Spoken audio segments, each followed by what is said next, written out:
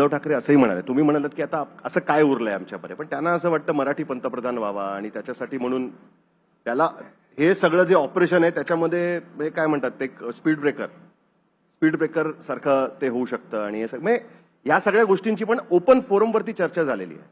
म्हणजे त्याच्याकडनं तुमच्याकडनं अजून उत्तर आलेलं नाही म्हणून की मराठी पंतप्रधानाची चर्चा त्यांनी पुन्हा रिवाईव्ह केली एका पद्धतीने.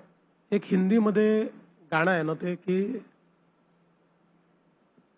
माना के तेरे जहां में ये नहीं के प्यार नहीं मिलता, वो जब चाहिए तब नहीं मिलता. हे सगळं प्रेम मला 2019ला हवं होतं, तेव्हा प्रेमभंग झालेला आहे.